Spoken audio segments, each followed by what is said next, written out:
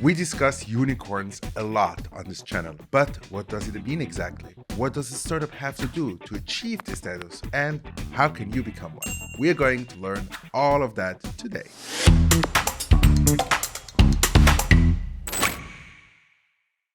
Hi there, welcome to the Startup Incubator Series. I'm your host, Cédric Bollag, and every Wednesday we are going to learn the ins and outs of startups, everything from the ideation and conception stages all the way to funding, distribution, and success. Today, we look at unicorns, what they are, and how companies manage to become one. First, let's try and define the term. A unicorn in the financial world is a privately owned startup valued at over $1 billion. The term was first coined by Eileen Lee, the founder of Cowboy Ventures, who referred to 39 startups as unicorns to emphasize their rarity.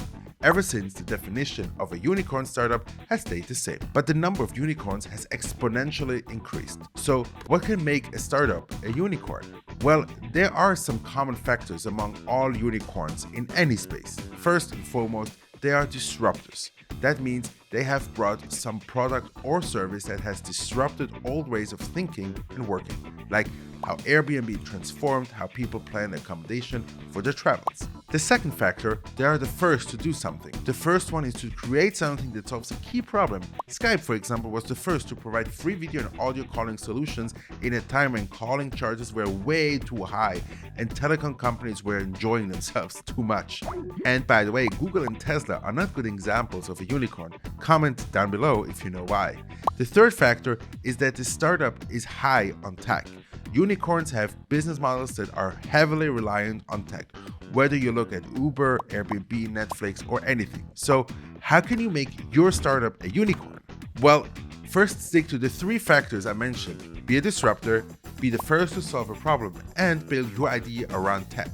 So, there are infinite possibilities for scaling up. In addition to that, if you want to make your startup a unicorn, you have to keep it consumer focused. 62% of all unicorns are B2C companies, and they simplify everyday life to the point where you can't imagine living without them. Even if you don't have your own Netflix or Spotify account, you definitely use someone else's. That still counts as streams for them. Stick to this, and you'll be on your way to success before you know it. If you have any questions, drop them in the comments below and we might make a video on it.